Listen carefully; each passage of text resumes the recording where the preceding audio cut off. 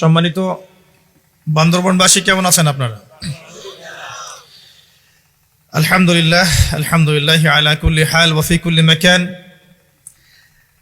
আমাকে আলোচনার টপিক দেওয়া হয়েছে, এখানে লেখা আছে, আমি দেখছি যে কিয়ামতের আলামত সম্পর্কিত আলোচনা করবেন এবং বর্তমান সময়ে ঈমান আমল নিয়ে টিকে থাকা যায় কিভাবে, এই বিষয়ে আমাকে কথা বলতে অনুরোধ করা হয়েছে।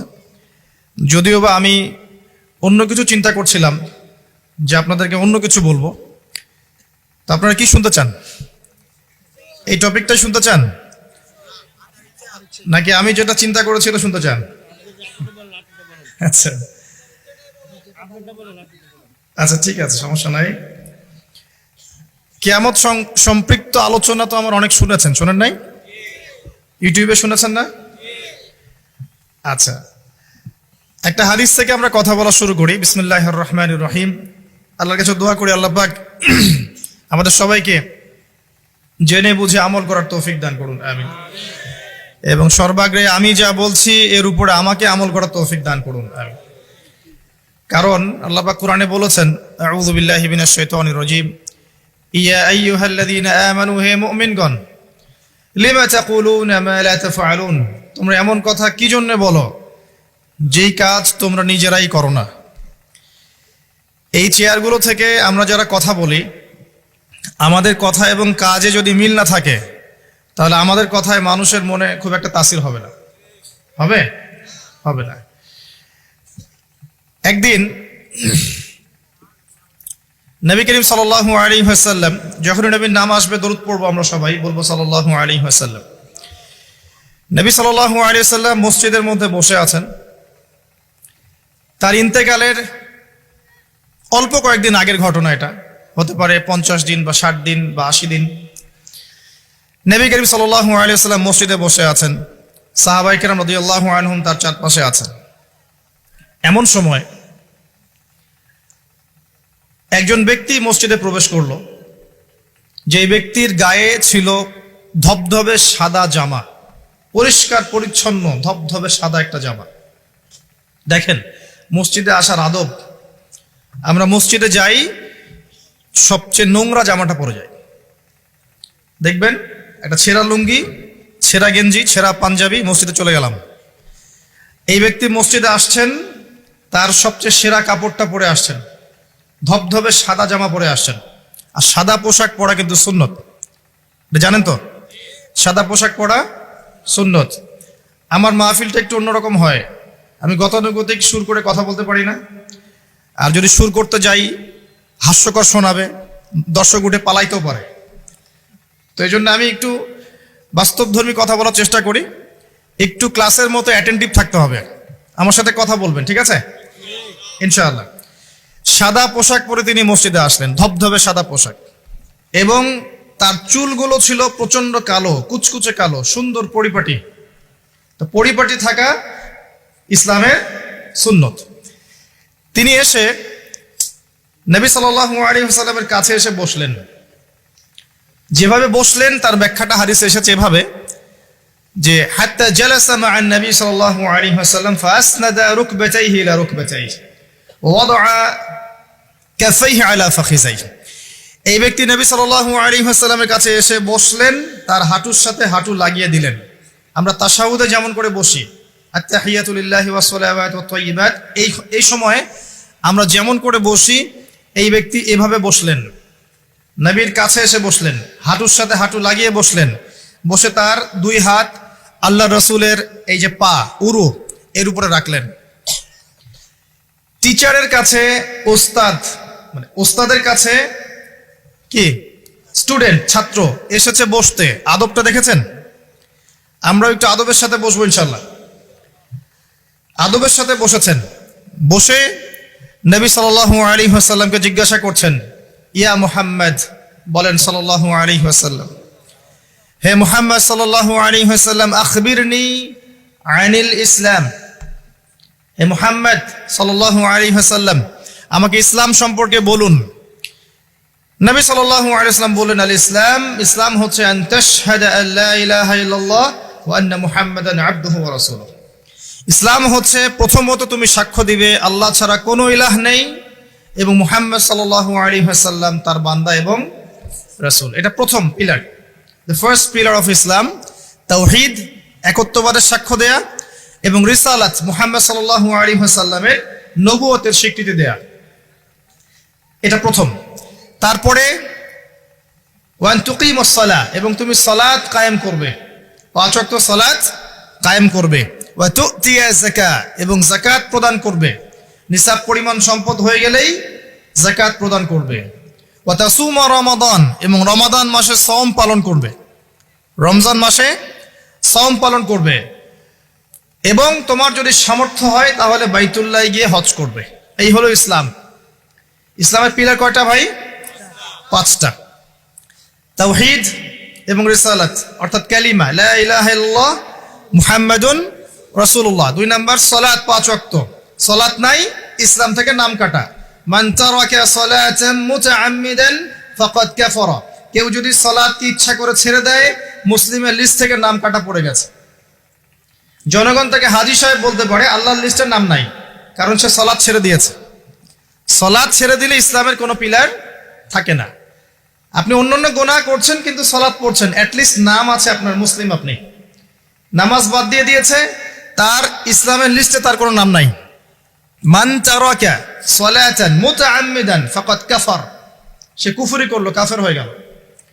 বাইনা রাজুলি ওয়া বাইনা শিরকি ওয়াল কুফরি তারকুস সালাহ, একজন আল্লাহর বান্দা আর একজন কাফের মুশরিকের মাঝে পার্থক্য হচ্ছে নামাজ। ঠিক আছে ভাই, সালাত নাই, ইসলাম নাই। আচ্ছা, তারপরে বলেছেন যাকাত, তোমার নিসাব পরিমাণ সম্পদ হয়ে গেলে যাকাত প্রদান করবে। আপনার নিসাব পরিমাণ সম্পদ হয়ে গেলে 1 বছর যদি সম্পদ আপনার কাছে থাকে, আপনাকে যাকাত প্রদান করতে হবে 2.5%। এটা হলো ইসলামিক অর্থনীতির মূল ভিত্তি। ইসলামিক অর্থনীতি দাঁড়িয়ে আছে যাকাতের উপরে, ব্যবসার উপরে, সাদাকার উপরে। এগুলো ইসলামিক অর্থনীতির পিলার। এর মধ্য দিয়ে টাকা পয়সা সবার হাতে হাতে ঘুরতে থাকে। কেউ চিরস্থায়ী গরিব হয় না, কেউ চিরস্থায়ী ধনীও হয় না, একটা সাম্য বজায় থাকে। আর কেউ ধনী হয়ে গেলেও তার সম্পদে গরিবের হক থাকে, যাকাত, তখন সেটা তাকে দিতে হয়। এভাবে ইসলামিক ইকোনমিক্স ঘুরতে থাকে। পক্ষান্তরে সুদের মধ্য দিয়ে এক শ্রেণীর মানুষ দিন দিন ধনী হতে থাকে, আর এক শ্রেণীর মানুষ দিন দিন গরিব হতে থাকে। এটা সুদের ফলাফল। এর ফলশ্রুতিতে বিশ্বের একটা অংশ দিন দিন ধনী হয়েছে আর বাকি অংশগুলো গরিব হয়েছে। এবং এটা আমি অনেকদিন বলেছি, মায়ের সাথে জেনার মতো অপরাধ, আল্লাহ এবং তার রাসূলের সাথে যুদ্ধের মতো অপরাধ। 36টা জেনা করলে যে পাপ হয়, 1 দিরহাম সুদ খেলে সেই পাপ হয়। যে ব্যক্তি সুদ খায়, যে দেয়, যে লিখে রাখে, যে সাক্ষী থাকে, সবাইকে নবীজি বলেছেন সমান অপরাধী। এগুলোর সাথে সম্পৃক্ত থেকে কেউ যদি আশা করে যে আমি পরকালে নবীর সুপারিশ পাবো, হাউজে কাউসারের পানি পাবো, কবরের প্রশ্নের উত্তর দিতে পারবো, ওই ব্যক্তির চাঁদে গিয়ে থাকা দরকার, পৃথিবীতে থাকার দরকার নাই। পৃথিবী বুদ্ধিভিত্তিক মানুষদের জন্য, অজ্ঞতার জন্য নয়। 3 নাম্বার যাকাত। 4 নম্বরে বলেছেন রমাদান মাসে সওম রাখবেন। রমাদান আমাদের সামনে আছে, রমাদানকে নিয়ে আমি কয়েকটা লেকচার দিয়েছি এই পর্যন্ত। তো মূল কথাগুলো আবার বলছি আপনাদেরকে। রমজান মাসে সবচেয়ে বেশি সময় দিবেন আল কোরআনকে। পারবেন ইনশাআল্লাহ? কোরআন খতম করবেন রমজান মাসে, কোরআন তিলাওয়াত করবেন বেশি বেশি, অর্থটা বোঝার চেষ্টা করবেন। যারা হাফেজ আছেন তারা এটাকে চর্চা করবেন, হিফজটা চর্চা করবেন। রমাদান মাসে কোরআন শেখাবেন, শিখবেন। রমজান মাসে 5 ওয়াক্ত নামাজ জামাতে পড়ার চেষ্টা করবেন, যাকাতগুলো দিয়ে দেওয়ার চেষ্টা করবেন, কম খাওয়ার অভ্যাস করবেন, কম খাওয়ার অভ্যাস করবেন। বেশি বেশি বাজার ঘাটে যাবেন না, আল্লাহর জিকিরে, তাসবিহ তাহলিলে, আল্লাহর কাছে দোয়া ইস্তেগফারে সময় কাটাবেন। দান সদাকা বাড়িয়ে দিবেন রমজান মাসে, দান সদাকা বাড়িয়ে দিবেন। বেশি বেশি মানুষকে ইফতার করাবেন, তারাবির সালাত জামাতে পড়বেন। সম্ভব হলে শেষ দশকে ইতিকাফ করবেন, কারণ ওই দশকে কি আছে? লাইলাতুল কদর। শেষের দশকের বিজোড় রাতে লাইলাতুল কদর আছে। 21, 23, 25, 27, 29 এর মধ্যে একটা রাত হচ্ছে লাইলাতুল কদর। আপনি এক রাত জাগবেন, হাজার হাজার মাস ইবাদত করেন নাকি পেয়ে যাবেন ইনশাআল্লাহ। এই সুযোগ পাওয়া যাবে সব সময়? আল্লাহ পাক কবুল করুন, আমিন। রমজানে এই কাজগুলো বেশি বেশি করবেন। এরপরে বলা হয়েছে যদি সামর্থ্য থাকে তুমি হজ করবে। হজ সবার উপরে ফরজ নয়, যাদের সামর্থ্য আছে তার উপরে হজ করা ফরজ। আমাকে বলা হয়নি যে টাকা পয়সা ধার করে হজ করতে, বলা হয়েছে? বলা হয়নি। হজের সামর্থ্য হলে আপনি হজ করবেন, আর হজ করবেন আল্লাহর তাওহীদ শেখার জন্য, আল্লাহস টাইটেল পাওয়ার জন্য নয়। একটা আল্লাহস টাইটেল পেয়ে যাব আর মানুষের ঘরে ঘরে গিয়ে বলবো আমি হাজী সাহেব, আমাকে মনোনীত করেন, এই জন্য হজ করবেন না। হজ করবেন আল্লাহর সন্তুষ্টির জন্য, ইব্রাহিম আলাইহিস সালামের সুন্নাহ তরিকা শেখার জন্য। ওই যে কাবা ঘর কার সুন্নতের সাথে জড়িত? ইব্রাহিম আলাইহিস সালাম। ওই যে কুরবানি করছি আমরা কার সুন্নতের সাথে জড়িত? ইব্রাহিম এবং ইসমাইল আলাইহিস সালাম আলাইহিমাস সালাম। সাফা মারওয়া সাই করছেন কার সুন্নত? তার স্ত্রী ইসমাইল এবং হাজারা আলাইহিমাস সালাম। সবকিছু দেখবেন তাদের সাথে সম্পৃক্ত। শয়তানকে পাথর মারা কার সুন্নাহ? ওই যে ইব্রাহিম আলাইহিস সালাম। ইব্রাহিমী তাওহীদের একত্ববাদের চেতনা শিখতে হয় হজে গিয়ে। এটা আইওয়াশ করার নাম নয়, আল্লাহর টাইটেল নেওয়ার জন্য নয়। আল্লাহ পাক বোঝার তৌফিক দান করুন। মানুষের আমলের মধ্যে যদি রিয়া থাকে, রিয়া, এই আমলগুলোকে আল্লাহ পাক ধুলো বানিয়ে উড়িয়ে দিবেন। আর রিয়া কি জিনিস? মানুষকে দেখানোর জন্য মানুষ আমল করা, মানুষ জানুক যে আমি অনেক বড় আলেম, অনেক বড় দায়ী, অনেক বড় বক্তা, অনেক বড় মুফাসসির, অনেক বড় হাফেজ, অনেক বড় বুজুর্গ, মানুষ আমাকে এটা মনে করুক। অন্যকে দেখানোর জন্য আমল করার সাথে সাথেই আপনার আমল নষ্ট হয়ে যাবে। আর এটা এত সূক্ষ্ম, যেটা সম্পর্কে নবী সাল্লাল্লাহু আলাইহি ওয়াসাল্লাম বলেছেন, অন্ধকার রাতে কালো পাথরের উপরে কালো পিঁপড়া যদি হেঁটে যায়, বোঝার চেষ্টা করেন, অন্ধকার রাতে কালো একটা পাথর, এর উপর কালো পিঁপড়া হেঁটে যাচ্ছে, বোঝা যাবে? তার শব্দ কি দেখা যাবে, শোনা যাবে? রিয়াটা এমন সূক্ষ্ম, বোঝা যায় না। যদি এটা মনের মধ্যে চলে আসে, এই দোয়াটা পড়তে পারেন, আল্লাহুম্মা ইন্নী আউযু বিকা আন উশরিকা বিকা ওয়া আনা আ'লাম ওয়া আস্তাগফিরুকা লিমা লা আ'লাম। ইনশাআল্লাহ আল্লাহ পাক মাফ করে দিবেন।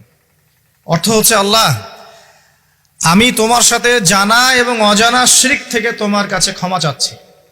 আমি জেনে যে শিরকগুলো করেছি এ থেকেও ক্ষমা চাচ্ছি, যেটা না জেনে করেছি, এই যে গোপন শিরক, রিয়া করেছি, এ থেকেও মাফ চাচ্ছি। আল্লাহ পাক ইনশাআল্লাহ মাফ করে দিবেন।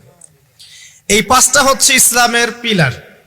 আর ইসলাম একমাত্র দিন যেটা আল্লাহর কাছে কবুলিয়ত পেয়েছে। অন্য কোন দিন কি আল্লাহর কাছে গ্রহণযোগ্য? এর উত্তর কে দিবে? আল্লাহই দেখ, আল্লাহ পাকের কাছেই শোনেন।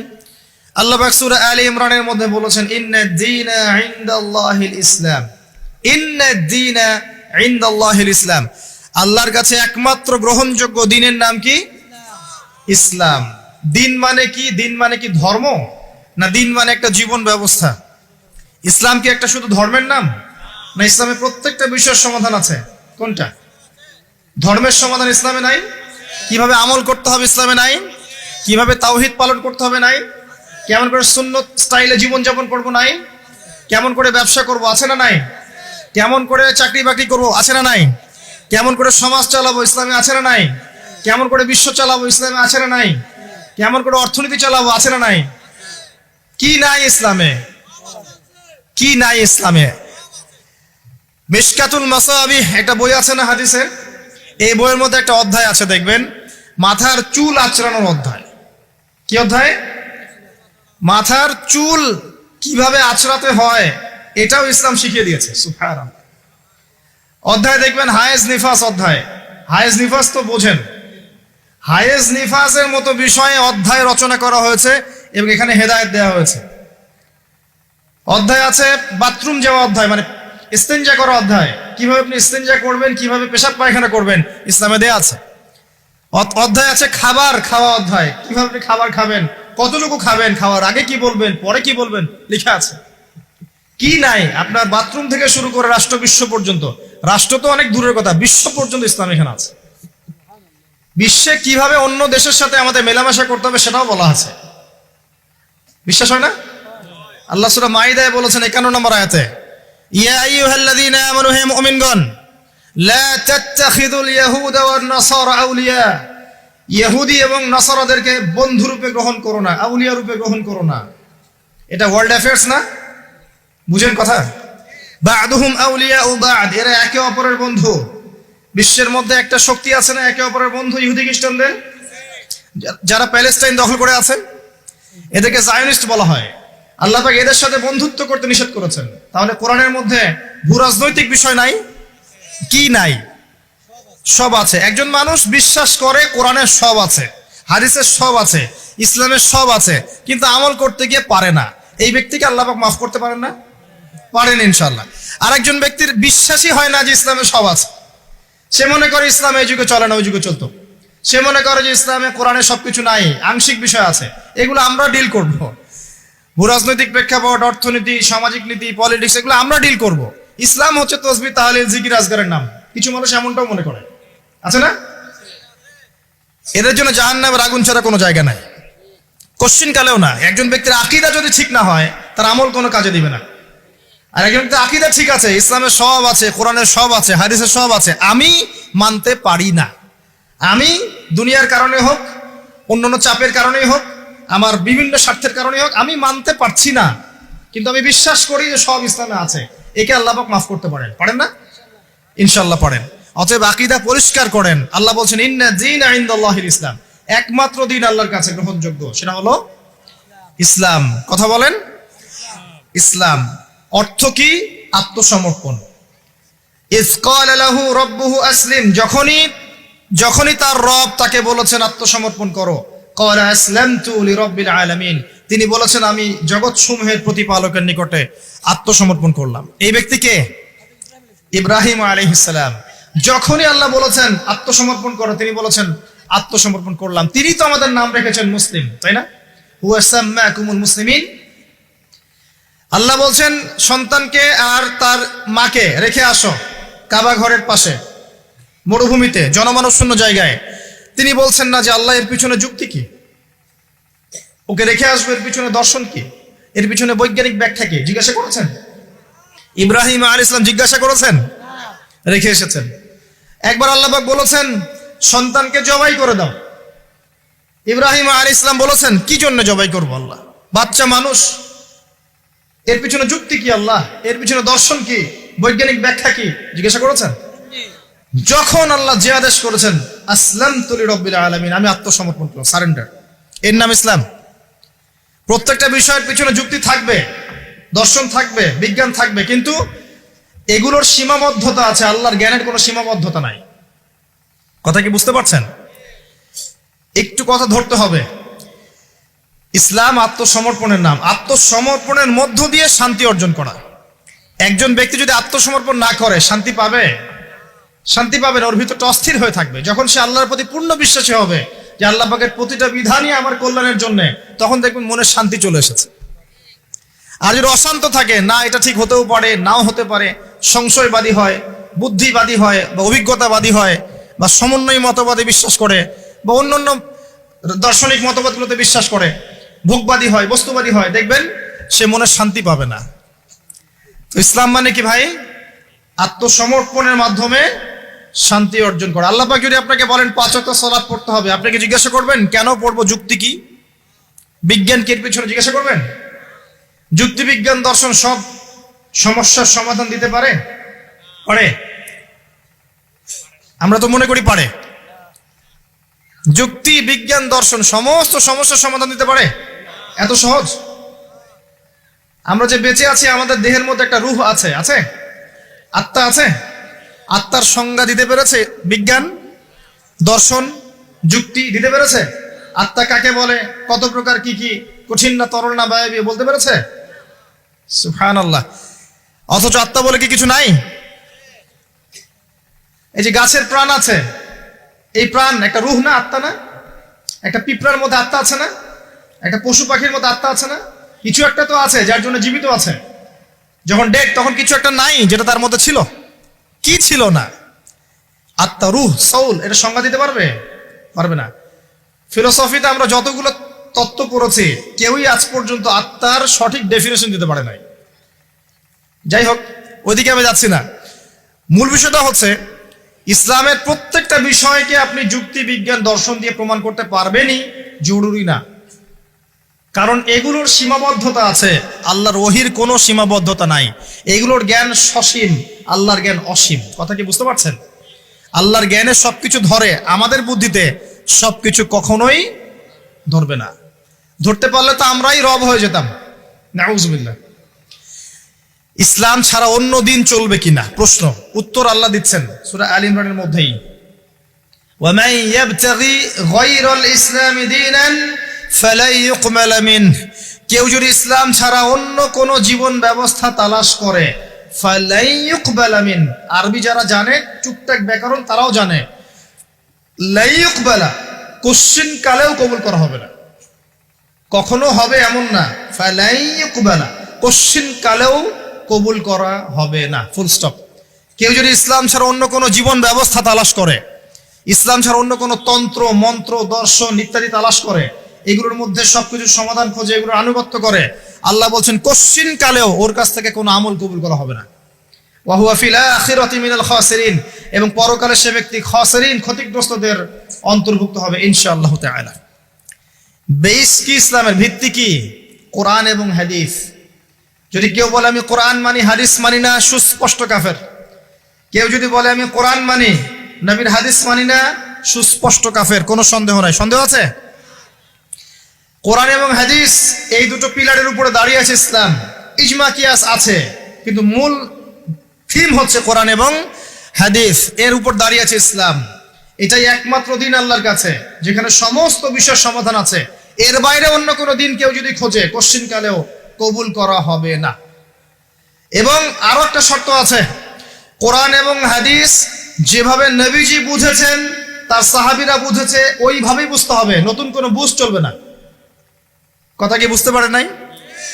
কোরআন এবং হাদিসের কিছু ব্যাখ্যা আছে না, এই ব্যাখ্যাগুলো নিজে মন গড়া করব না নবীর ব্যাখ্যা নিব?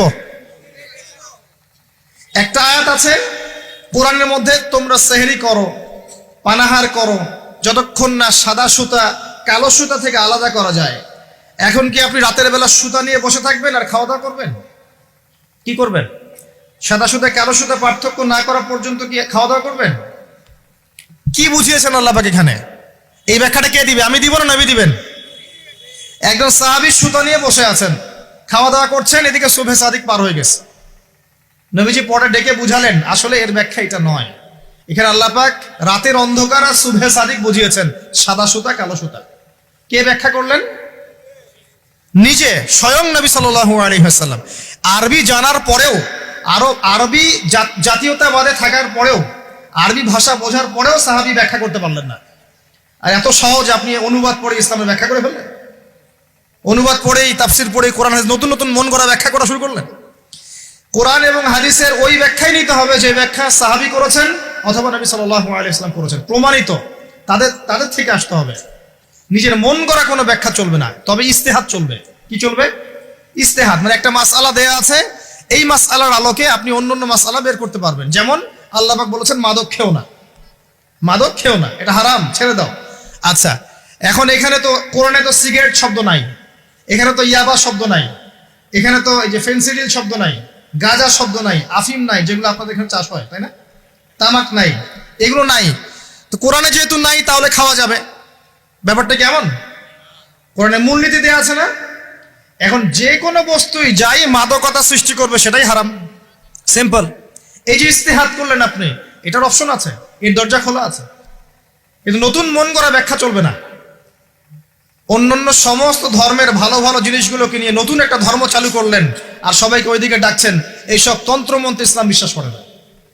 চূড়ান্ত সঠিক রিলিজিয়ন ইসলাম, এখানে সমস্ত কিছু সমাধান আছে, এখানেই সবকিছু আছে, এর বাইরে কিচ্ছু নাই। হ্যাঁ, ইসলামের কল্যাণের সাথে যদি কোনো কিছু মিলে যায় ওই বিষয়টা নিতে আমাদের কোনো আপত্তি নেই, কিন্তু কোরআন সুন্নাহর মূলনীতির সাথে কোনো কিছু যদি না মেলে সেটা মানতে মুসলিমরা কোশ্চিন কালেও বাধ্য নয়। এবং তালগোল পাকিয়ে সমস্ত ধর্মের কিছু নিয়ে একটা নতুন ধর্ম তৈরি করার অধিকার আল্লাহ কাউকে দেন নাই। এটা একটা প্রবৃত্তির দাসত্ব, নতুন ধর্ম। এটা একটা মানব সৃষ্ট ধর্ম। যে ব্যক্তি এগুলোতে বিশ্বাস করবে সে ইসলাম থেকে খারিজ হয়ে যাবে ইনশাআল্লাহ তাআলা। ওয়া হুয়া ফিল আখিরাতি মিনাল খাসিরিন। খুব সতর্ক থাকবেন, কোরআন সুন্নাহে যা আছে চূড়ান্ত, এর বাইরে কিচ্ছু নাই হকের, এর বাইরে আসলে কিছু নাই, এটাই চূড়ান্ত। যদি কোনো কিছু মিলে যায় কোরআন সুন্নাহর সাথে মানতে আপত্তি নাই, যদি না মেলে মুসলিম না মানাই তোমার জন্য ওয়াজিব, না মানাই তোমার জন্য ফরজ। আল্লাহ পাক বোঝার তৌফিক দান করুন, আমিন। আর একটা বিষয় হচ্ছে এই ইসলাম কি নতুন কোন ধর্ম কিনা? উত্তর জি না। সৃষ্টির শুরু থেকে শেষ পর্যন্ত ইসলামই আছে, এর বাইরে কিছু নাই। আদম আলাইহিস সালাম মুসলিম ছিলেন, ইব্রাহিম আলাইহিস সালাম মুসলিম ছিলেন, নবী মুসা আলাইহিস সালাম বনু ইসরাঈলের নবী, ইহুদিদের নবী, তিনি মুসলিম ছিলেন। ঈসা ইবনে মারইয়াম নসরাতের নবী মুসলিম ছিলেন। মুহাম্মদ সাল্লাল্লাহু আলাইহি ওয়াসাল্লাম মুসলিম ছিলেন। যত নবী রাসূল এসেছেন সবাই একটা ধর্ম নিয়ে এসেছেন, এর বাইরে কোনো ধর্ম নিয়ে আসেন নাই। কিন্তু এক একটা রিলিজিয়ন ছিল এক একটা অঞ্চলের জন্য, একটা সম্প্রদায়ের জন্য, নির্দিষ্ট সময়ের জন্য, স্থান এবং কালের জন্য। কিন্তু কোরআন এবং সুন্নাহ সমস্ত মানব জাতির জন্য। সুবহানাল্লাহ। এই কোরআন এবং সুন্নাহ শুধু মুসলিমদের সম্পত্তি নয়, এটা সমস্ত মানব জাতির সম্পত্তি। তো এটা যদি কেউ মনে করে যে ইসলাম নতুন ধর্ম, মুহাম্মদ সাল্লাল্লাহু আলাইহি ওয়াসাল্লাম নিজে এটা প্রবর্তন করেছেন, এ ডাহা মিথ্যাবাদী। ইসলাম চির প্রাচীন, চির নতুন, চির আধুনিক। কথা কি বুঝতে পারছেন? ইসলাম নতুন কোন ধর্ম নয়। একদম নূহ থেকে শুরু করে, আদম থেকে শুরু করে মুহাম্মদ সাল্লাল্লাহু আলাইহি ওয়াসাল্লাম পর্যন্ত সবাই একই দাওয়াত দিয়ে গেছেন, কুলু লা ইলাহা ইল্লাল্লাহ তুফলিহুন। তোমরা সবাই বলো লা ইলাহা ইল্লাল্লাহ, আল্লাহ ছাড়া কোনো ইলাহ নাই, সফল হয়ে যাবে ইনশাআল্লাহ। ওয়া লাকাদ বাআসনা ফি কুল্লি উম্মাতির রাসূলা আন ইবুদুল্লাহ ওয়াজতানিবুত তাগুত। আল্লাহ বলছেন আমি প্রত্যেকটা সম্প্রদায়ে নবী পাঠিয়েছি, রাসূল পাঠিয়েছি এই দুইটা দাওয়াত দিয়ে, আল্লাহর ইবাদত করো, তাওহীদে থাকো, শিরক করো না, আর তাগুতকে বর্জন করো, আল্লাহ বিরোধী শক্তিগুলোকে বর্জন করে দাও। এটাই ছিল দাওয়াতের মূলনীতি। সবাই একই দাওয়াত নিয়ে এসেছে, সবাই মুসলিম ছিলেন। তাহলে সমস্যা হলো কিভাবে?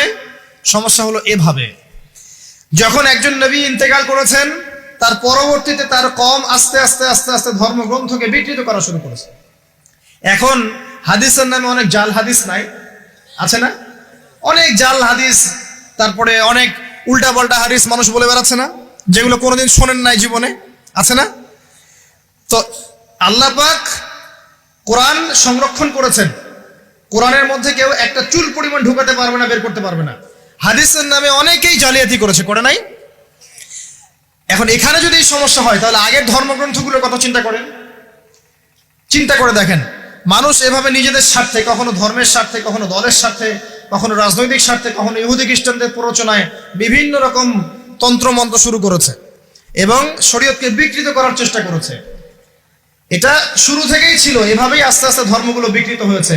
যখনই একটা ধর্ম বিকৃত হয়েছে, আসমানি কিতাবকে বিকৃত করা হয়েছে, আল্লাহ পাক নতুন নবী পাঠিয়েছেন, নতুন আসমানি কিতাব পাঠিয়েছেন। কিন্তু কিয়ামত পর্যন্ত কোরআন এবং হাদিসের বাইরে নতুন কোনো কিতাব আসবে? আর কোন নবী আসবেন? এবার আসেন যে টপিকটা দিয়েছেন ওখান থেকে কথা বলি। নবী সাল্লাল্লাহু আলাইহি ওয়াসাল্লাম বলেছেন কিয়ামতের আগে শেষ জামানায় 30 জন ভণ্ড নবীর আগমন ঘটবে। কতজন? তার মধ্যে 4 জন হবে মহিলা। 4 জন কি হবে? মহিলা। 30 জন ভণ্ড নবীর আগমন ঘটবে কিয়ামতের আগে আগে। একজন তো আমাদের কন্টিনেন্টেও আছে, আছে না? নাম বলবো? নাম বলতে আমার ঘৃণা লাগে, এই জন্য নাম বলি না। মুহাম্মদ সাল্লাল্লাহু আলাইহি ওয়াসাল্লামের পরে কেউ যদি নবুয়ত দাবি করে এবং কেউ যদি তাদেরকে অনুসরণ করে এবং এই ধর্মে কাউকে দীক্ষিত করায়, কোনো সন্দেহ নাই এ ব্যক্তি সুস্পষ্ট কাফের। যদি মুসলিমদের হাতে পলিটিক্যাল পাওয়ার থাকতো, এদের বিরুদ্ধে যুদ্ধ ঘোষণা করতে হতো। কিন্তু আফসোস এখন আমাদের হাতে সেসব ক্ষমতা নাই।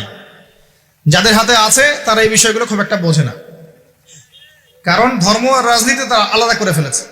ধর্ম একদিকে, পলিটিক্স আরেক দিকে। আপনি পলিটিক্যাল লাইফে পলিটিক্স করবেন আর ধর্মীয় লাইফে আপনি ধার্মিক থাকবেন। এটা আমাদের এখন নতুন একটা তত্ত্ব। চলতে থাক, দেখা যাক কতদিন পর্যন্ত এগুলো চলতে পারে। আল্লাহ রাব্বুল আলামিন ওয়াদা করেছেন যে একজন নবী আসবেন, একজন নবী আসবেন, অচিরেই একজন নবী আসবেন 2 জন ফেরেশতার কাঁধে ভর দিয়ে। সিরিয়ার দামেস্কে সাদা মসজিদের মিনারের উপরে তার চুল দিয়ে টপ টপ করে পানি পড়তে থাকবে, তার গায়ে একটু হলুদ রঙের জামা থাকবে, চুলগুলো থাকবে ব্রাউন কালারের, সিল্কি চুল, ব্রাউন কালারের। তিনি হচ্ছেন নবী ঈসা আলাইহিস সালাম। মারিয়াম আলাইহিস সালামের, তারা তাকে ক্রুশবিদ্ধ করে নাই, বাল রাফাআহুল্লাহু ইলাইহি, বরং আল্লাহ তাকে তার কাছে তুলে নিয়েছেন। সুবহানাল্লাহ। এবং তিনি তাকে পাঠাবেন কি জন্যে? কারণ শেষ জামানায় ঈসা ইবনে মারিয়াম এই জেরুজালেম থেকে সারা বিশ্বকে শাসন করবেন, এই কারণে। এবং তার হাতে আল্লাহ রাব্বুল আলামিন মাসিহুদ দাজ্জালকে হত্যা করাবেন। একজন নবী এর হাতে বিশ্বের ইতিহাস শেষ হবে, অন্য কারো হাতে শেষ হবে না। এই বিশ্বের ইতিহাসটা শেষ হবে একজন নবীর হাতে। যতক্ষণ না তিনি আসছেন, যতক্ষণ না সারা ওয়ার্ল্ডে তিনি ইসলামী খেলাফা পুনরায় কায়েম করছেন, ততক্ষণ কিয়ামত হবে না ইনশাআল্লাহ। একদম টেনশন করেন না, কিয়ামত হবেই না যতক্ষণ উনি আসছেন না ইনশাআল্লাহ আযজা ওয়া জাল্লা। তাই এভাবেই যাবে, ঈসা ইবনে মারইয়ামের হাতে পুরো বিশ্বের ক্ষমতা থাকবে ইনশাআল্লাহ। তিনি সবচেয়ে বড় ক্যারেক্টার শেষ জামানার। আর তার অনেক আগেই ইমামুল মাহদী ইন্তেকাল করবেন, অনেক আগেই ইমামুল মাহদী ইন্তেকাল করবেন। ঈসা ইবনে মারইয়াম থাকবেন 40 বছর, তিনি ইসলামী শাসন কায়েম করবেন পুরো বিশ্বে। এটা হবে কত সালে, কত বছর পর, কত শতাব্দী পর আমরা কেউ জানি না। মাল মাসউলু আনহা বিআলাম মিনাস সাইল, অনেকটা এমন আমরা জানি না এটা কবে হবে, এক্স্যাক্টলি কোন সালে। কিন্তু কিয়ামতের আলামতগুলো যেভাবে একটার পর একটা আসছে, একটার পর একটা আসছে, এতে মনে হচ্ছে দূরদর্শিতার সাথে যে সময় বেশি বাকি নাই। একটা বিষয়ের আলামত প্রকাশ পেলে মানুষ বুঝতে পারে না যে একটা বিষয় ঘটতে যাচ্ছে। একজনের ক্যান্সার হয়েছে মনে করেন, নাউজুবিল্লাহ, তো ক্যান্সার হয়েছে, সে অসুস্থ হয়েছে, আস্তে আস্তে আরেকটু অসুস্থ হচ্ছে, তারপর আরেকটু অসুস্থ হচ্ছে, এক পর্যায়ে লাস্ট স্টেজে চলে গেছে। তখন ডাক্তার বুঝতে পারে না যে এনার হাতে বেশি সময় নাই। কথা বোঝা যায়? যখন এমন ভাবে সাইনগুলো একটার পর একটা আসতে থাকে, আমরা অনুমান করে ফেলি না, একটা এস্টিমেট করি না যে সম্ভবত সময় বেশি নাই, এই ব্যক্তি বেশি দিন বাঁচতে পারবে না, হয়তো বা শেষ স্টেজে আছে, ক্যান্সার ধরা পড়েছে, সে একদম শয্যাশায়ী, মৌতের আলামত প্রকাশ পাচ্ছে। তাহলে কি আপনি বলতে পারবেন না যে তার সময় হয়তো বা সন্নিকটে চলে এসেছে? এটা বলা কি গায়েব জানা হলো? এটা গায়েবের খবর বলা হলো? এটা আপনার দূরদর্শিতা, এটা আপনার হিকমা, আপনার প্রজ্ঞা, আপনার দূরদর্শিতা, আপনার বাসীরা। তো এই বাসীরার চর্চা করা কি নাজায়েজ? আমরা হাদিসটা শেষ করি, তারপর দেখবেন নবী সাল্লাল্লাহু আলাইহি ওয়াসাল্লাম কি করেছেন। আমি বলতে চাচ্ছি, বিশ্ব এখন যে অবস্থায় আছে, আস্তে আস্তে আলামতগুলো আরো বাড়বে এবং শেষটা হবে একজন নবীর হাতে, যিনি পৃথিবীকে শাসন করবেন, একজন বাদশা হিসেবে শাসন করবেন। একজন নবী হবেন এই বিশ্বের শেষ রাজনীতিবিদ। আপনি কি বলছেন? রাজনীতি এক জিনিস আর ধর্ম এক জিনিস। একজন নবী হবে এই বিশ্বের শেষ পলিটিশিয়ান, দেখে নিয়েন। তার নাম কি? নবী ঈসা ইবনে মারইয়াম। ও ওয়ার্ল্ড ব্যাংক কিছুই করতে পারবে না তাকে, ইউনাইটেড নেশনস তার কোনো ক্ষতি করতে পারবে না, ওই ন্যাটো তার কোনো ক্ষতি করতে পারবে না, ওই ইসরায়েল তার কোনো ক্ষতি করতে পারবে না, পশ্চিমা সবাই একত্রিত হয়ে ওর কোনো ক্ষতি করতে পারবে না ইনশাআল্লাহ তাআলা। আল্লাহ পাক তাকে মদদ করবেন, সাহায্য করবেন। কে আছে তাকে ঠেকাবে? কে আছে তাকে ঠেকাবে? কেউ নাই। তো এটা হবে ইনশাআল্লাহ। ওই সময় কারা বেঁচে থাকবে আল্লাহু আলাম। আমার মনে হয় না আমরা সেই সময় বেঁচে থাকবো, আমার মনে হয় না যে আমরা ওই সময় বেঁচে থাকবো, ইল্লা মাশাআল্লাহ। এটার জন্য অনেক সময় পড়ে আছে। আমরা অন্যদিকে আসি। আসেন, এখানে একটা বিষয় আপনাকে ক্লিয়ার করা হলো যে কোরআন এবং হাদিস ইসলামের মূল মানদণ্ড। এটার উপর 5টা পিলার দাঁড়িয়ে আছে: সালাত, তার আগে তাওহীদ এবং সুন্নাহ, যাকাত, রমাদানের সাওম এবং হজ। এটাকে নিয়ে একটা ইসলাম দিন, কমপ্লিট কোড অফ লাইফ, জীবনের সব ক্ষেত্রে সমাধান আছে। এর বাইরে অন্য কোনো দিন তালাশ করলে জাহান্নামে যাবে। অন্য সব ধর্ম নিয়ে একটা নতুন ধর্ম বানালে জাহান্নামে যাবে। ইসলাম যেভাবে আছে এভাবেই বুঝতে হবে, নবীর বুঝ অনুযায়ী, সাহাবে কেরামের বুঝ অনুযায়ী। এর বাইরে কোনো নতুন বুঝ চালু করলেও বাতিল হবে, গণ্য হবে না। মানে আমিলা আমালান লাইসা আলাইহি আমরুনা ফাহুয়া রাদ। কেউ যদি ইসলামের নামে নতুন কোনো তন্ত্রমন্ত্র চালু করে যার পক্ষে আমাদের কোনো দলিল নাই, সেটা প্রত্যাখ্যাত, নবী সাল্লাল্লাহু আলাইহি ওয়াসাল্লাম বলেছেন। এবার আসেন দ্বিতীয় প্রশ্ন। এই ব্যক্তি প্রশ্ন করছেন, কোন ব্যক্তি? ওই যে সাদা পোশাক, কালো চুল, হাঁটুর সাথে হাঁটু লাগিয়ে বসে আছেন, যাকে আরবের কেউ দেখে নাই, নতুন মুখ মনে হচ্ছে। এবার তিনি প্রশ্ন করছেন, ইয়া মুহাম্মদ, বলেন সাল্লাল্লাহু আলাইহি ওয়াসাল্লাম, আখবিরনি আনিল ঈমান, আমাকে ঈমান সম্পর্কে বলুন। নবীজি বলছেন, আল ঈমান, ঈমান হচ্ছে আন তুমিনা বিল্লাহ, তুমি আল্লাহর প্রতি বিশ্বাস করবে, 1, ওয়া মালাইকাতিহি, ফেরেশতা মণ্ডলীর প্রতি বিশ্বাস করবে, 2, ওয়া কুতুবিহি, আসমানি কিতাব সমূহের প্রতি বিশ্বাস করবে, 3, ওয়া রাসূলিহি, সমস্ত নবী রাসূলের প্রতি বিশ্বাস করবে, এটা 4, 5, ওয়াল ইয়াউমিল আখির, পরকালের প্রতি বিশ্বাস করবে, 6, ওয়াল কদরি খায়রি ওয়া শাররি, তাকদীরের ভালো মন্দের প্রতি বিশ্বাস করবে। ঈমানের পিলার কয়টা ভাই? কয়টা? সুবহানাল্লাহ, 5টা হলো। আমার সাথে বলেন, 1 নাম্বার কি? আল্লাহর প্রতি, আল্লাহর প্রতি। 2 নাম্বার বলেন, মালায়েকার প্রতি বিশ্বাস। 3 নাম্বার ভুলে গেছেন? আসমানি কিতাব সমূহের প্রতি বিশ্বাস। 4 নাম্বার রাসূলগণের প্রতি ঈমান। 5 নাম্বার ওয়াল ইয়াউমিল আখির মানে কি? পরকালের প্রতি ঈমান। 6 নাম্বার ভাগ্য তাকদীরের ভালো মন্দের প্রতি ঈমান। মনে থাকবে? ঈমানের পিলার 6টা। কয়টা? 6টা। ইসলামের পিলার কয়টা ছিল? 5টা। এই 6টা পিলারকে আবার 3টা কাজ করতে হবে। কয়টা কাজ? 1 নাম্বার তাসদিক বিল জিনান, আপনাকে অন্তর থেকে বিশ্বাস করতে হবে। এগুলোকে অন্তর দিয়ে বিশ্বাস করতে হবে। আব্দুল্লাহ বিন উবাই মুনাফিকের মতো মুখ দিয়ে স্বীকৃতি শুধু নয়, অন্তর দিয়ে বিশ্বাস করতে হবে। তারপরে ইকরার বিল লিসান, আপনাকে মৌখিক স্বীকৃতি প্রদান করতে হবে। 3 নাম্বার হচ্ছে ওয়াল আমালু বিল আরকান, আপনাকে কাজে বাস্তবায়ন করতে হবে। তাহলে ঈমানের 6 পিলারকে কি করব? 3 কাজ করব। কয় কাজ? 3 কাজ। 1 নাম্বার অন্তরে বিশ্বাস, 2 নাম্বার বলেন মুখে স্বীকৃতি, 3 নাম্বার কাজে বাস্তবায়ন। কেউ যদি বলে আমি মনে বিশ্বাস করি, আমার নামাজ না পড়লেও চলবে? কেউ যদি বলে আমি মনে অনেক বিশ্বাস করি, যাকাত না দিলেও চলে, আমার চলবে? অনেকে তো এখন এমনও বলে যে আমার নামাজ রোজা হজ যাকাত কিছুরই দরকার নাই, আমি মারেফতের উচ্চ আসনে পৌঁছে গেছি। বলে না? আছে না এরকম ভণ্ডপীর? আছে না? সাবধান, ঈমান আমল হারাবেন না। ওয়া'বুদ রাব্বাকা হাত্তা ইয়াতিয়াকাল ইয়াকিন, নবী সাল্লাল্লাহু আলাইহি ওয়াসাল্লামকে বলা হয়েছে শেষ পর্যন্ত, মওত আসার আগ পর্যন্ত তুমি আল্লাহর ইবাদত করতে থাকো। আর এখন এক শ্রেণী মানুষ বলছে নামাজ রোজা হজ যাকাত আমাদের লাগে না, সাধারণ মানুষের লাগে। আমরা তো পৌঁছাই গেছি জায়গা মতো। কোথায় পৌঁছায় গেছেন ভাই? সুবহানাল্লাহ। তো 3টা কাজ করাই জরুরি। অন্তরে বিশ্বাসও যেমন করতে হবে, মুখে স্বীকৃতি দিতে হবে এবং কাজে বাস্তবায়ন করতে হবে। আল্লাহ পাক তৌফিক দান করুন, আমিন। কাজে বাস্তবায়ন করতে গিয়ে আপনার দ্বারা ভুল ত্রুটি হতে পারে, কবিরা গুনাহও হতে পারে। আপনি সুদ খেয়ে ফেলতে পারেন, জেনা করে ফেলতে পারেন, আপনি কি বলবো হারাম খেতে পারেন, কবিরা গুনাহ করে ফেলতে পারেন, মিথ্যা বলতে পারেন, গীবত করতে পারেন, ইত্যাদি ইত্যাদি। অনেক বড় বড় পাপ করতে পারেন কাজ করতে গিয়ে। তখন আপনার জন্য তওবার দরজা খোলা আছে না নাই? মওত পর্যন্ত তওবার দরজা খোলা আছে না নাই? আপনার জন্য তওবার দরজা খোলা আছে, আপনি তওবা করে ফিরে আসতে পারবেন। কেউ যদি কবিরা গুনাহ করে সে কি কাফের হয়ে যাবে? তাকে কি হত্যা করা লাগবে? লাগবে না। ইসলামের নামে যারা সন্ত্রাসবাদ ছড়িয়েছে এরা এই আকীদায় বিশ্বাস করে। খারেজি আকীদাটাকে বলা হয়, কি বলা হয়? খারেজি আকীদা। যারা মনে করে কবিরা গুনাহ করলেই মানুষকে হত্যা করা যায়, সে হত্যাযোগ্য, এটা মনে করেই তারা মুসলিম কান্ট্রিগুলোর মধ্যে এই যে সন্ত্রাসবাদ ছড়িয়েছে। আকীদা বুঝতে পারছেন কোন জায়গায়? এই জায়গায় সমস্যা। আহলে সুন্নাহ ওয়াল জামাতের আকীদা হচ্ছে কবিরা গুনাহ করলেই কোনো ব্যক্তি কাফের হয়ে যায় না, বরং সে ব্যক্তি ফাসিক বা জালেম হতে পারে, তার তওবার দরজা খোলা আছে, শেষ পর্যন্ত তওবা করতে পারবে ইনশাআল্লাহ। কোন অবস্থায় তার মওত হবে সেটা আল্লাহ দেখবেন, আমার জাজ করার কোনো দরকার নাই। আছে? কোনো দরকার নাই। আল্লাহ পাক আমাদেরকে বোঝার তৌফিক দান করুন, আমিন। এটা 2 নাম্বার প্রশ্ন। রাত অনেক গভীর হচ্ছে, আমি অল্প করে আলোচনা করবো ইনশাআল্লাহ, একটু অপেক্ষা করেন। 3 নাম্বার প্রশ্নে চলে আসেন। এই ব্যক্তি প্রশ্ন করছেন 3 নাম্বার। কোন ব্যক্তি ভাই?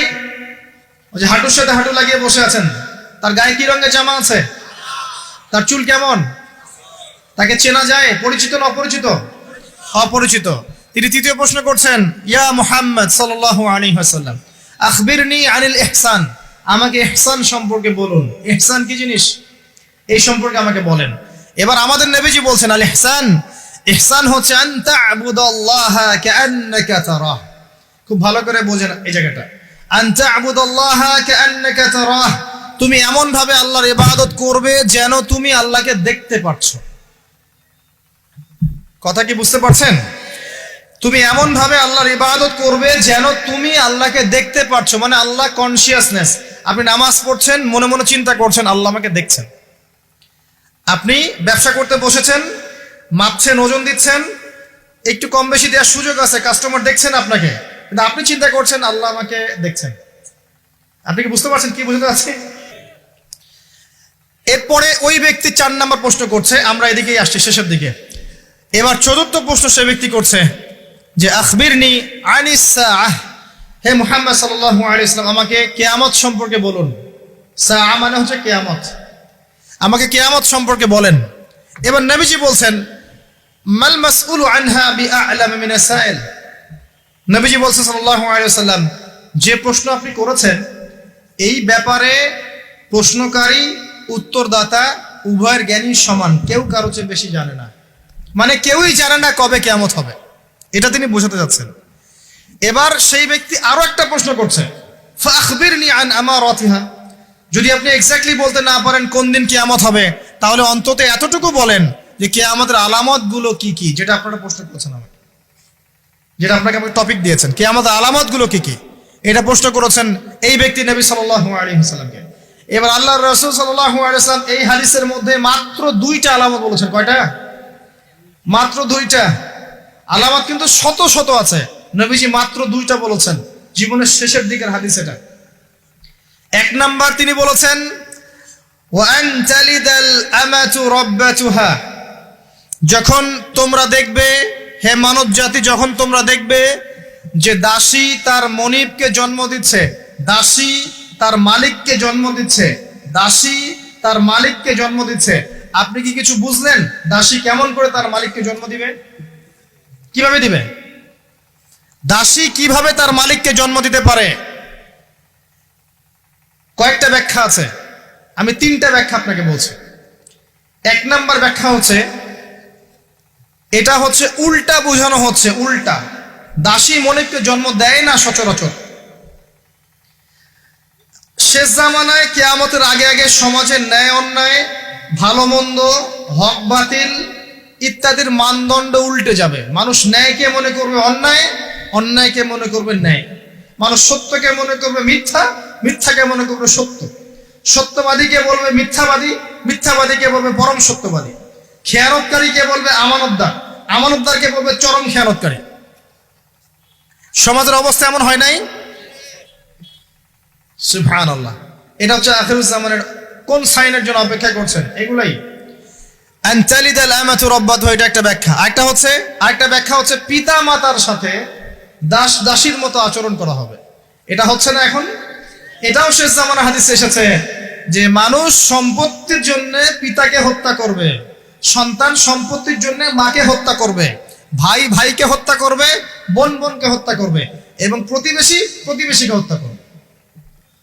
এই পরিস্থিতি নাই ভাই? দেখতে পান না চারপাশে? এগুলো দেখার জন্য কি খুব বেশি ডিগ্রি সার্টিফিকেটের দরকার আছে? অনেক বড় আলেম হওয়ার দরকার আছে? 2 চোখ দিয়ে দেখতে পারেন না? পিএইচডি করার দরকার আছে? আপনি এমনি বুঝতে পারবেন, যদি আপনার মধ্যে সামান্য পরিমাণ দূরদর্শিতা থাকে আপনি বুঝতে পারবেন। এটাই হচ্ছে সমাজের সিচুয়েশন। যেই মায়ের পায়ের নিচে জান্নাত, সেই মাকে এখন সম্পত্তির জন্য হত্যা করা হয়। যেই বাবার সন্তুষ্টিতেই সন্তানের জান্নাত, ওই বাবাকে বৃদ্ধাশ্রমে রেখে আসা হয়। ওই যে লাইভে এসে আত্মহত্যা করে যায় মানুষ। সুবহানাল্লাহ, সুবহানাল্লাহ। যেই বাবা মা সারাটা জীবন নিজে খেয়ে না খেয়ে সন্তানকে লালন পালন করে, শেষ বয়সে সেই বাপ মাকে দেখার কেউ থাকে না। নিজে যখন হাঁটতে পারতো না, বাবা ওর হাত ধরে হাঁটায়। বাবা যখন হাঁটতে পারে না, বাবার হাতে একটা লাঠি ধরা দেয়, ও হাত ধরে হাঁটাতে পারে না। সন্তান হিসেবে আমরা এখন অপদার্থ, নোংরা প্রজন্ম। এই যে বুদ্ধি প্রতিবন্ধী টিকটক প্রজন্ম, না জানে বাপের সম্মান, না জানে মায়ের সম্মান, না জানে বাপ কি জিনিস, না জানে মা কি জিনিস। যাদের বাবা মা নাই তারা জানে বাবা মা কি জিনিস। আমাদের মধ্যে যাদের বাপ মা মারা গেছে তারা জানে বাপ মা কি জিনিস, যাদের বেঁচে আছে এরা জানে না। নবী সাল্লাল্লাহু আলাইহি ওয়াসাল্লাম বলেছেন ওই ব্যক্তির জন্য ধ্বংস যে ব্যক্তি পিতা মাতাকে পেয়েছে, তাদের খেদমত করে জান্নাত লাভ করতে পারে নাই। এই ব্যক্তির জন্য চরম ধ্বংস। পিতা মাতাকে কষ্ট দিয়েন না। মায়ের প্রসব বেদনার একটা সেকেন্ডের ঋণ আপনি শোধ করতে পারবেন না। লুকমান আলাইহিস সালাম তার সন্তানকে বলছেন, ইয়া বুনাই লা তুশরিক বিল্লাহ ইন্নাশ শিরকা লাযুলমুন আযীম ওয়া ওয়াসাইনা আল ইনসানা বিওয়ালিদাইহি হুসনা। তোমার পিতামাতার সাথে ভালো আচরণ করো। হামালাতহু উম্মুহু ওয়াহনান আলা ওয়াহন, তোমার মা তোমাকে কষ্টের পর কষ্ট লালন করে সহ্য করে এই যে প্রসব করেছে। ওয়াফিসালুহু ফি আমাইন, 2 বছর দুধ পান করিয়েছে। এই ঋণ শোধ করতে পারবে কেউ? আল্লাহ পাক আমাদেরকে বোঝার তৌফিক দান করুন। আল্লাহ পাক আমাদেরকে পিতামাতার খেদমত করার তৌফিক দান করুন, আমিন। আন তালিদাল আমাতু রাব্বাতুহা, দাসী মনিবকে জন্ম দিবে, মানে দাস দাসীর মতো আচরণ করা হবে পিতামাতার সাথে। এটা এখনকার সাইন। আপনি এই বিশ্বের দিকে তাকান, দেখেন কি হচ্ছে। আরেকটা ব্যাখ্যা কি হতে পারে, এটা আমি এখন করতে পারবো। এই ব্যাখ্যা আজকে থেকে 500 বছর আগে করা সম্ভব ছিল না। সত্যি সত্যি দাসী মনিবকে জন্ম দিবে। কিভাবে? মনে করেন একটা রাষ্ট্রের নাম সিঙ্গাপুর, কি নাম? আচ্ছা, ওইখানকার মেয়েরা খুবই আধুনিক, ফেমিনিস্ট। ফেমিনিস্ট মানে হচ্ছে নারীবাদী, নারী পুরুষের কোনো ভেদাভেদ নাই, কাঁধে কাঁধ মিলিয়ে সব করবো, ওকে ফাইন। এখন তারা তাদের কেরিয়ারের পিছনে ছোটে, সকালবেলা উঠেই জব এবং চাকরি, কেরিয়ার ইত্যাদি ইত্যাদি। বিয়ে শাদী করেছে, ফর্মালিটিস করতে হয়। কেউ কেউ আবার ওই লিভ টুগেদার থাকে, কেউ কেউ মেয়ে মেয়েকে বিয়ে করে ইত্যাদি ইত্যাদি, কেউ ছেলে ছেলেকে বিয়ে করে, এমনও চলছে এখন আর কি। তো কেউ কেউ আবার ভুল করে বিয়ে করে ফেলেছে, এখন সন্তান হয়ে গেছে, একটা সন্তানকে তো মানুষ করার সুযোগ নাই, সন্তানকে ডে কেয়ার সেন্টারে দিয়ে এসেছে। আবার কারো কারো সন্তান নেয়ার মতো সময়ই নাই, ক্যারিয়ার নিয়ে ব্যস্ত। কথা বুঝতে পারছেন? সন্তান 7 মাস 9 মাস পেটে ধারণ করব, আবার এই সিজার বা নর্মাল ডেলিভারি, আরো 2 বছর কষ্ট ইত্যাদি ইত্যাদি। দরকার কি সন্তান নেওয়ার? কি করা যায়? দরিদ্র দেশগুলো থেকে মেয়েকে হায়ার করা হোক। যেমন দরিদ্র দেশ মনে করেন যে আমাদের ধরেন মালদ্বীপ বা আমাদের শ্রীলঙ্কা বা আমাদের আফগানিস্তান বা আমাদের অন্য যেগুলো দরিদ্র কান্ট্রি আর কি, ইন্দোনেশিয়া থেকে বেশি নেওয়া হয়, যেগুলোর মাথা পিছু অনেক কম। আচ্ছা, একটা দরিদ্র দেশের মেয়েকে নিয়ে এসে একজন পুরুষ স্পার্ম মানে শুক্রাণু, তার যে শুক্রাণুটা আছে, এই শুক্রাণুটা বিশেষ পদ্ধতিতে ওই মেয়ের ওই ডিম্বাণুর সাথে মিলিত করে ইনজেক্ট করা হয়। আমি কি বুঝাতে পারছি? একটু বোঝার চেষ্টা করেন। শুক্রাণুটাকে নিয়ে মেডিকেল সায়েন্সের এখন অনেক পদ্ধতি আছে, এর মধ্য দিয়ে শুক্রাণু ডিম্বাণুকে একসাথে একত্রিত করে গর্ভের মধ্যে রেখে দেওয়া হয়। এবার এখানে বাচ্চা কনসেপ্ট করে, আস্তে আস্তে আস্তে বাচ্চা বড় হচ্ছে। কার পেটে বাচ্চা বড় হচ্ছে? ওই গরিব মেয়েটা। আর শুক্রাণু কার? ওই বড় লোকের। কথা বুঝতে পারছেন কি? যার স্বামী আর স্ত্রী দুজনে ব্যস্ত, সন্তান নেওয়ার ফুরসত নাই, স্ত্রীর সন্তান নেওয়ার ফুরসত নাই, স্ত্রী ব্যস্ত ক্যারিয়ারের পেছনে, ফ্যামিলিস্ট। এবার 9 মাস এই মেয়েটাকে খুব ভালো মতো খাওয়ানো হবে, ভালো খাওয়ানো হবে, ফ্রেশ পানি খাওয়ানো হবে, ফ্রেশ খাবার, একদম তত্তাজা একটা বাচ্চা চাই। 9 মাস পরে এই মেয়ে বাচ্চা খালাস করলো, সিজার হলো বা নর্মাল ডেলিভারি হলো। আর সিজার আজকে থেকে 100-200 বছর আগে ছিল না, নতুন একটা পদ্ধতি এসেছে, পেট কাটা হবে, বাচ্চা বের করে ফেলা হবে। সুবহানাল্লাহ। মনে হয় গরু ছাগল হাঁস মুরগির বাচ্চা হয়, মানুষের বাচ্চা সিজার ছাড়া হইতে পারে না। এটা যে শেষ জামানের হাদিসে আছে, আপনাকে বললে আপনি বিশ্বাস করবেন? আখিরুজ জামান কিয়ামতের আলামতের যতগুলো হাদিস আছে, এর মধ্যে একটা এরকম হাদিস আমি পড়েছি যে শেষ জামানায় মেয়েদেরকে ধরা হবে, ওদের পেট কেটে ফেলা হবে। আর কোন নিদর্শনের জন্য অপেক্ষা করছেন? শেষ জামানায় মেয়েদেরকে ধরা হবে, মেয়ে রাজি না থাকলেও বোঝানো হবে, সিজার না করলে বাচ্চা বাঁচবে না। মেয়ে রাজি না থাকলেও, পরিবার রাজি না থাকলেও বোঝানো হবে, বিজনেস, যে সিজার না করলে আপনার মেয়েকে বাঁচানো যাবে না, আপনার সন্তানকে বাঁচানো যাবে না, পরিস্থিতি খুবই খারাপ। এমন ভাবে ব্রেইন ওয়াশ করা হবে, ভয়ে বাচ্চা, মা বলবে হ্যাঁ করেন, সিজার করেন, বাবা বলবে হ্যাঁ করেন, কোনো সমস্যা নেই, জানেন। এবং এর পিছনে লাখ টাকা, 2 লাখ টাকা, 5 লাখ টাকা নির্দ্বিধায় খরচ করা হবে। বিজনেস, টোটাল বিজনেস একটা। ক্রিটিক্যাল অবস্থা এক জিনিস, আর নর্মালি সবাই গণহারে সিজার করছে আরেক জিনিস। এটা টোটালি একটা ব্যবসা এবং পুরো মানব জাতিকে ধ্বংস করার প্ল্যান। এটা জুলুম, মেয়েদের উপর একটা জুলুম। শেষ জামানে হাদিস এসেছে যে আখিরুজ জামানে মেয়েদেরকে ধরা হবে, মানে মেয়েরা ধরা দিবে না, ধরা হবে, পেট কেটে ফেলা হবে, এর ভিতরে যা আছে ওকে বের করে ফেলা হবে। স্পষ্ট টাটকা হাদিস। কেউ দলিল চাইলে আমাকে নক করেন, আমি দিব দলিল ইনশাআল্লাহ। কোন সময়ের জন্য অপেক্ষা করছেন? এই সিজারিয়ান এই ট্রেডিশনটা আজকে থেকে 50 বছর আগে ছিল। আপনার দাদিরা কি এইভাবে সন্তান জন্ম দিয়েছে? তাদের 11টা বাচ্চা হইতো, 12টা 15টা বাচ্চা হতো, আর আমার 1-2টাতেই সিজার লাগে। গরু ছাগলের বাচ্চা হয়, আমাদের বাচ্চা হইতে পারে না? সুবহানাল্লাহ, সুবহানাল্লাহ। ইভেন আমার ক্ষেত্রে এমন হয়েছিল। 12 ঘন্টার মধ্যে না করলে আপনার ওয়াইফকে বাঁচানো যাবে না। বললাম ওয়াইফ বাঁচবে, নর্মালি হবে, নর্মালি করবে। আমি যাই না মাঝে দাঁড়ানো, আলটিমেটাম সময় দিচ্ছে যে সময়ের আগে হবে না, সময় এটা পার হয়ে গেলে সিরিয়াস অবস্থা, মারা যেতে পারে, মরবে না, এভাবেই হবে, করেন। এভাবেই হয়েছে,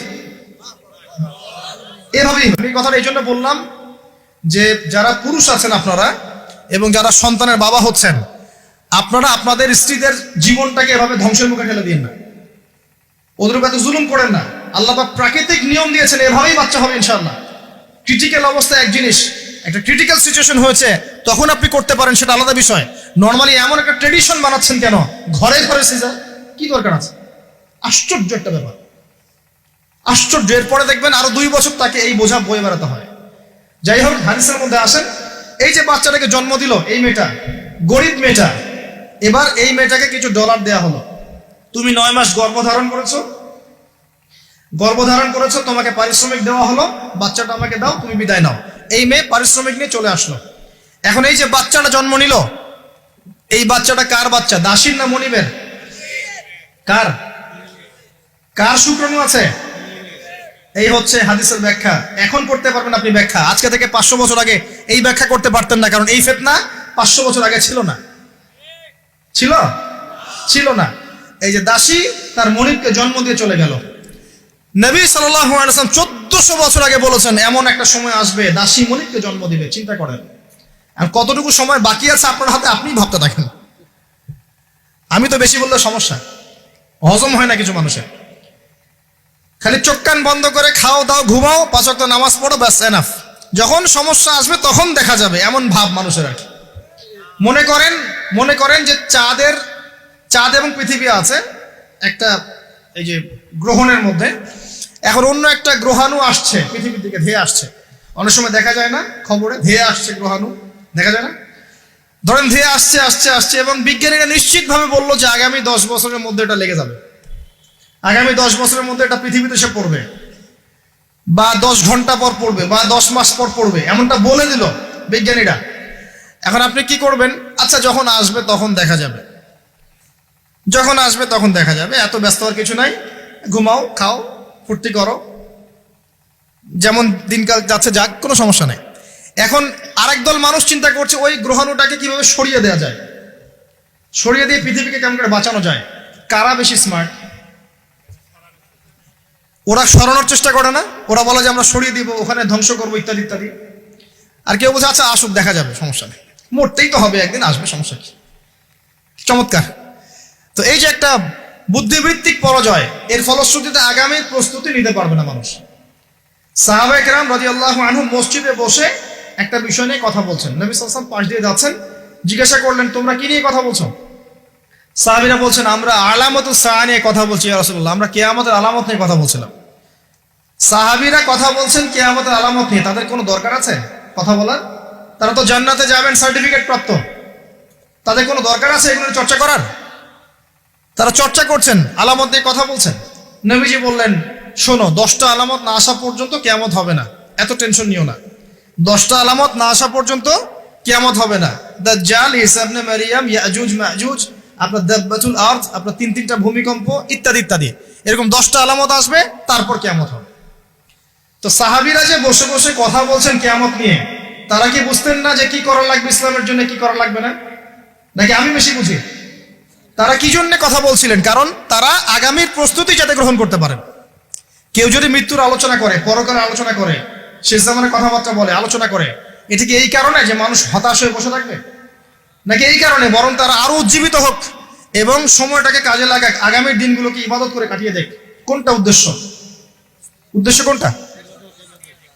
কিছু মানুষকে বোঝানো যায় না, কারণ লাহুম কুলুবুন লা ইয়াফকাহুনা বিহা, কলব আছে উপলব্ধি করে না। ওয়ালাহুম আযানুন লা ইয়াসমাউনা বিহা ওয়ালাহুম আ'য়ুনুন লা ইবসিরুনা বিহা উলাইকা কাল আনআম বাল হুম আদাল ফাউলাইকা হুমুল গাফিরুন। আমার আগের যে লেকচারার ছিলেন এই আয়াতটাকে তেলাওয়াত করেছেন না?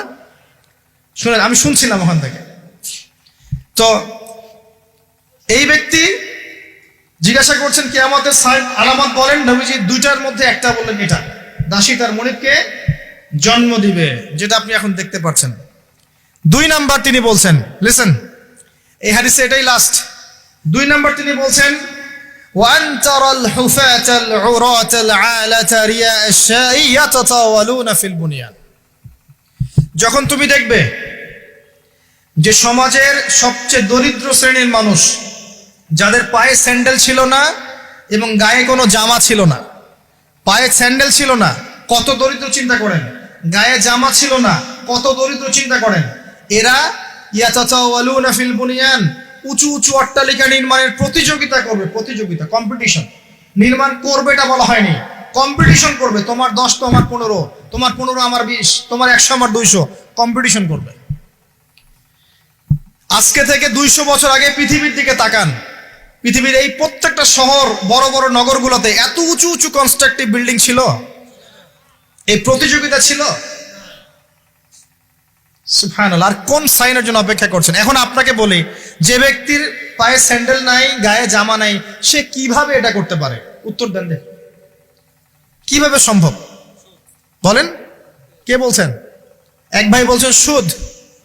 এক্স্যাক্টলি রাইট অ্যান্সার, সুদ। আপনি যান, সুদের লোন নেন, বিল্ডিং তোলেন এবং সারা জীবনের ঘানি টানতে থাকেন, লোনের ঘানি টানতে থাকেন, প্রতিযোগিতা করতে থাকেন। সুদের মধ্য দিয়ে বড় লোকের কোনো ক্ষতি হয় না, বড় লোক আরো ধনী হতে থাকে। সুদের মধ্য দিয়ে দরিদ্র আরো দরিদ্র হতে থাকে। ব্যাংক ওই যাকে লোন দিয়েছে ওর রক্ত চুষবে, আর এ যে লোন নিয়ে বাড়ি করেছে এ ভাড়াটিয়ে রক্ত চুষবে। আর ভাড়াটিয়ে ভাড়া দেওয়ার জন্য দুর্নীতির আশ্রয় নিবে, অসৎ পথে যাবে, সমাজের কাঠামোটা কলাপস করে ফেলবে। একটা প্রবলেমের সাথে আরো অনেক বিষয় জড়িত থাকে। এক নাম্বার হচ্ছে রিবা, যার মধ্য দিয়ে এটা করা সম্ভব। আর দুই নাম্বার হচ্ছে কি? আত্মসাৎ। অন্যের সম্পদ অন্যায়ভাবে আত্মসাৎ করতে পারলে আপনি রাতারাতি এই পর্যায়ে যেতে পারবেন ইনশাল্লাহ। অন্য পদ্ধতি আছে?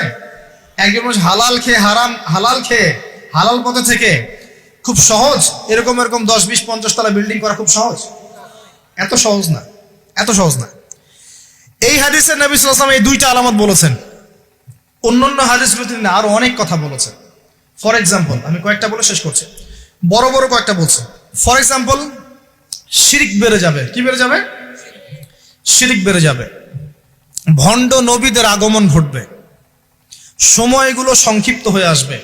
একটা বছর একটা মাসের মতো চলে যাবে, একটা মাস একটা সপ্তাহের মতো চলে যাবে, একটা সপ্তাহ একটা দিনের মতো চলে যাবে।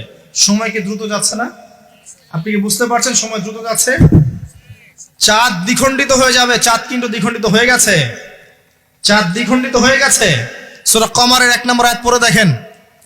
বেশি বেশি আল্লাহর গজব আসবে, মহামারী আসবে, ঝড়, জলোচ্ছ্বাস, প্রাকৃতিক দুর্যোগ বেশি বেশি আসতে থাকবে এবং এমন এমন সব রোগের আবির্ভাব ঘটবে যেগুলো কখনোই ছিল না পৃথিবীতে।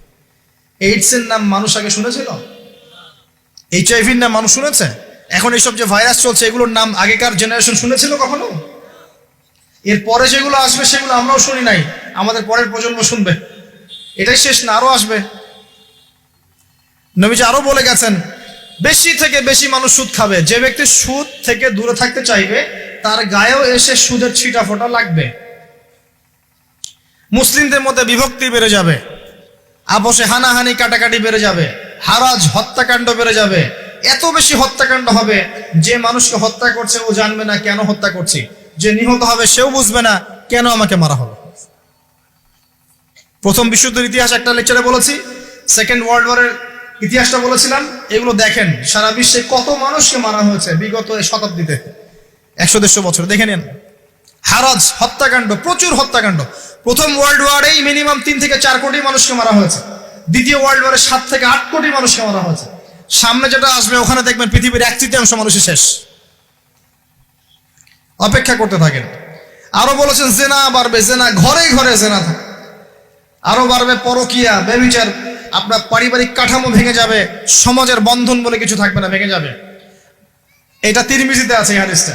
মসজিদগুলো হবে চাকচিক্যময়, হেদায়েত শূন্য শেষ জামানায়। দেখেন মসজিদগুলো এক একটা তাজমহলের মতো, ভিতরে হেদায়েত নাই। ইসলামের খালি নাম থাকবে, মানুষ ইসলামের মূলনীতি থেকে সরে আসবে। কোরআনের খালি মাসহাফ থাকবে, মানুষ কোরআনের শিক্ষা থেকে সরে আসবে। মানুষ কোরআন পড়বে, কোরআনের মূল মেসেজগুলো, মূল নীতিগুলো ওর গলার নিচে নামবে না। হাদিস, মানুষ কোরআন পড়বে, কোরআনের শিক্ষাগুলো গলার ভিতরে ঢুকবে না। আছে না? এখন আপনি দেখেন কত মানুষকে দেখবেন কোরআন পড়তে জানেই না অর্থ কি জিনিস। আর যদি কেউ বলে অর্থ পড়ার দিকে উৎসাহিত করে, অর্থ পড়া উচিত, অর্থের দিকে যান, বলবে ওকে আবার বিতর্কিত করা শুরু করে দিবে। মানুষকে তো উৎসাহ দেওয়া দরকার যে আপনারা অর্থ পড়েন, তাহলে কোরআনের মূল মেসেজটা বুঝতে পারবেন। একজন আলেমের কাজ কি? মানুষকে কোরআনের মূল মেসেজটা শিক্ষা দেয়া, উৎসাহিত করা। আপনি তেলাওয়াত করলে তো নাকি পাবেনই, অবশ্যই প্রত্যেক হরফে 10 টাকা পাবেন, কিন্তু তেলাওয়াত করলেই কি অর্থ বুঝতে পারবেন? অর্থ না বুঝলে কি ভিতরের কথাগুলো হজম করতে পারবেন, শিখতে পারবেন? এটা বোঝার জন্য কি লাগে ভাই? সামান্য কমন সেন্স যথেষ্ট। নবীজি বলেছেন জেনা বাড়বে এবং নারীদের সংখ্যা বাড়বে, মেয়েদের সংখ্যা বাড়বে। মেয়েদের সংখ্যা বাড়তে থাকবে। এমন একটা সময় আসবে প্রত্যেক একজন পুরুষের জন্য 40 জন মহিলার দায়িত্ব চলে আসবে। স্ত্রী না ভাই, এত খুশি হওয়ার দরকার নেই, স্ত্রী কথা বলা হয়নি। 40 জন মহিলার দায়িত্ব চলে আসবে। আপনার মা, বোন, খালা, ফুপু সব মিলে দেখবেন 40টা ফ্যামিলি আপনাকে টানতে হচ্ছে, আপনি একজন পুরুষ। আস্তে আস্তে এগুলো বাড়ছে না? বাড়ছে। মহিলারা পুরুষদের পোশাক পরবে আর পুরুষেরা মহিলার পোশাক পরবে, এটা বড় সাইন। আরেকটা সাইন আছে যে মহিলারা এমন পোশাক পরে রাস্তাঘাটে ঘুরবে যেই পোশাক পরেও তারা নগ্ন থাকবে। নিসাউন কাসিয়াতুন আরিয়াহ মুইলাতুন মামিলাত।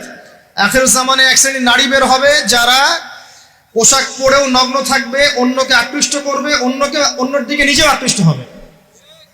আপনাদের এখানে এই ট্রেডিশন নাই? বলতে থাকলে ভাই রাত শেষ হয়ে যাবে, আমি আলোচনা গুটিয়ে নেওয়ার চেষ্টা করছি।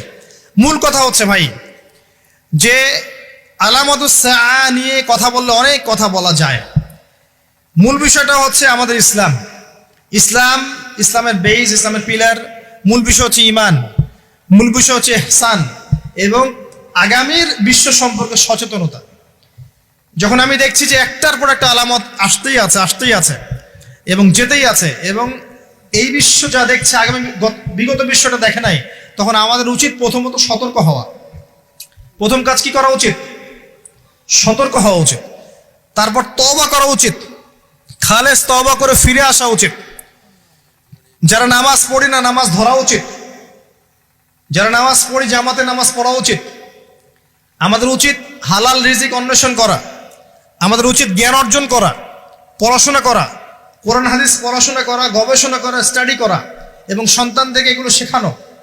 আমাদের উচিত মানব সেবায় কাজ করা, উচিত আদর্শ পরিবার গঠন করার চেষ্টা করা, যুব সমাজকে দিনের ভালো ভালো কথাগুলো বলা, ওদেরকে হারাম পথ থেকে ফিরিয়ে আনার চেষ্টা করা, মা বোনদেরকে পর্দা রাখার চেষ্টা করা, এবং আমাদের কাছে যতটুকু সামর্থ্য আছে আমাদের জানমাল, সময়, শ্রম, কথা, আমাদের কলম ইত্যাদি, এগুলোকে দিয়ে দিন ইসলামের খেদমত করার চেষ্টা করা, যাতে আগামী দিনে যে বিশ্বটা আসবে ওই বিশ্বে আমাদের সন্তানরা ইসলাম নিয়ে বাঁচতে পারে।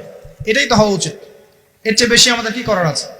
আল্লাহ পাক আমাদের সবাইকে ইসলামের এই কাজগুলোকে করার তৌফিক দান করুন এবং আখিরুজ জামান সম্পর্কে সচেতন থাকার তৌফিক দান করুন। এবার এই ব্যক্তি চলে যাচ্ছেন, শেষ করি। কোন ব্যক্তি ভাই? সাদা ব্যক্তি, হ্যাঁ। এই ব্যক্তি চলে যাচ্ছেন আর উমর রাদিয়াল্লাহু আনহু পাশে বসে আছেন। তিনি বলছেন ফালাবিস্তু মালিয়ান, আমি চুপচাপ বসে থাকলাম। এই ব্যক্তি উঠে চলে গেল। সাহাবায়ে কেরাম বসে থাকলাম চুপচাপ, যেন গাদের মধ্যে পাখি বসে আছে। এবার নবী সাল্লাল্লাহু আলাইহি ওয়াসাল্লাম কিছুক্ষণ চুপচাপ বসে থাকলেন, মাথা নিচু করে। এবার তিনি বললেন, ইয়া ওমর, হে ওমর, আতাদরি মানিস সাইল, তুমি কি জানো এই যে ব্যক্তি প্রশ্ন করতে এসেছিল, এই ব্যক্তি কে ছিল? ওমর, তুমি কি জানো?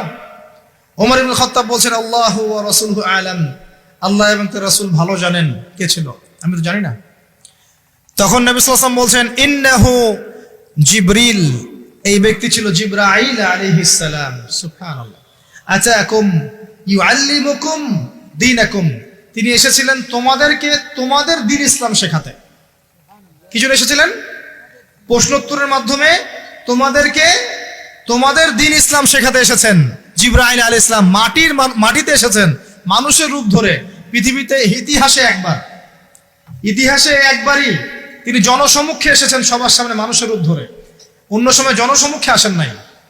নবী সাল্লাল্লাহু আলাইহি ওয়াসাল্লামের কাছে একা একা এসেছেন, কিন্তু সবার সামনে পাবলিকলি একবার এসেছেন। এই হাদিসটার নাম হাদিসে জিবরিল। মিশকাতে আছে, সহিহ মুসলিমের মধ্যেও আছে, 2 নম্বর এবং 9 নম্বর হাদিস, দেখে নিয়েন।